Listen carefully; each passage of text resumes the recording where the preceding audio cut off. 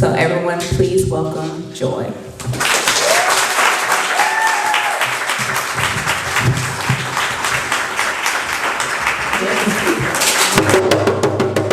The champ is here. The champ is here. The champ is here. You know, Muhammad Ali is your cousin. You come from royalty. I would often hear her share words of encouragement or tell family stories or sing silly songs like, boom, boom, ain't it great to be crazy? Boom, boom, ain't it great to be crazy? Silly and foolish all day long. Boom, boom, ain't it great to be crazy? You see, when it was rough and chaotic outside, Nana always brought me back to the brick house on sumac with the red velvet carpets and the white plush seats, and she would always have me do random tasks like dusting or reading the comics and doing crossword puzzles or cooking. Oh, the cooking. She made the very best banana bread, always 2 loaves, 1 without nuts because I'm allergic. And when I sat down at the kitchen counter and she would sift the flour through the silver sifter with the wooden handle, she would toss me a bowl and say, mash up these bananas and don't worry about things you can't control. See, my Nana, she was one of the youngest of 15 other brothers and sisters. Yeah, 15. My great-grandma, see, she had 8 boys and 8 girls. She was a mulatto woman mixed with white and indigenous peoples, tribe unknown. But what I do know is that she had a long ponytail that hung down to the middle of her back with grayish green eyes that shimmered, and we called her Big Mama.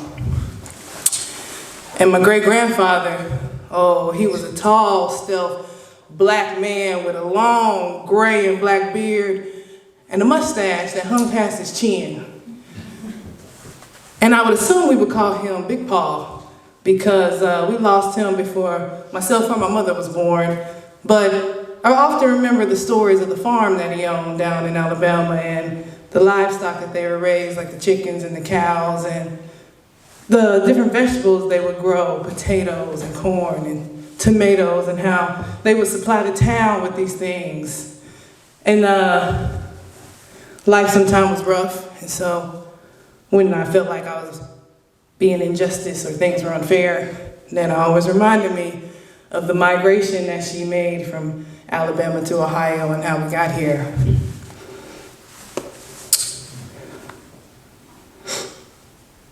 Yeah, she always had the best stories.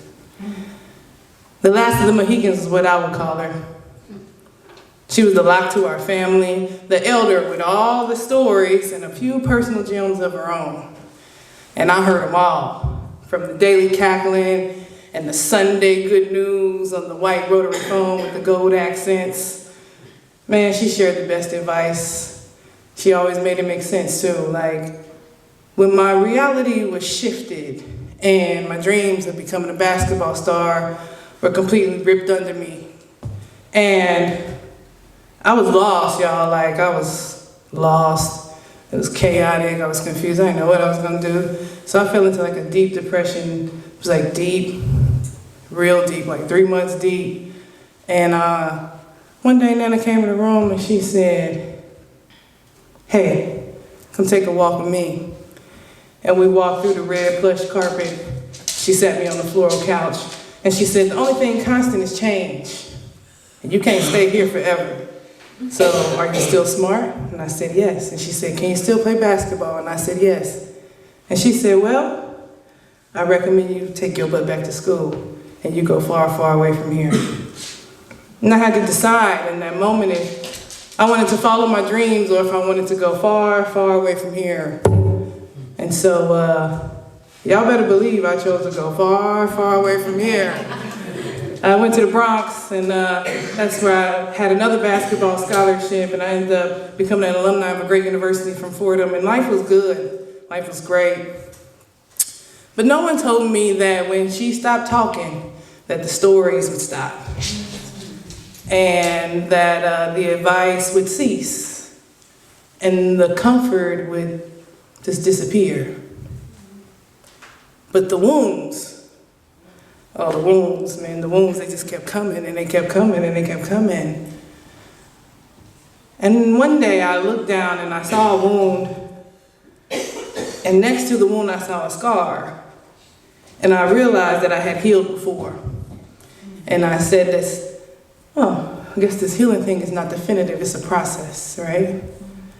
And through that process, I learned that when a wound is healed, it's healed through the medicine.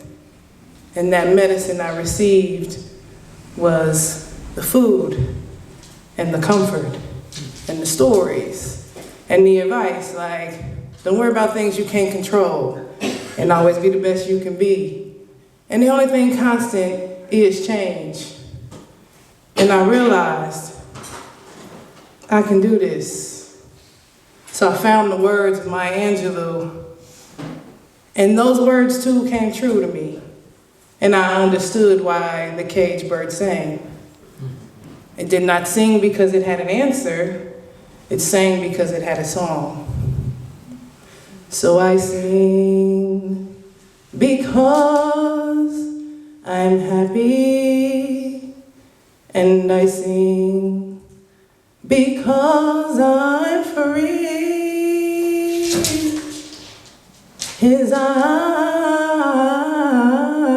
is on the sparrow,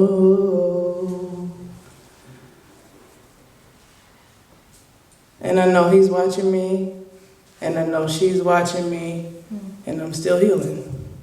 Blessings.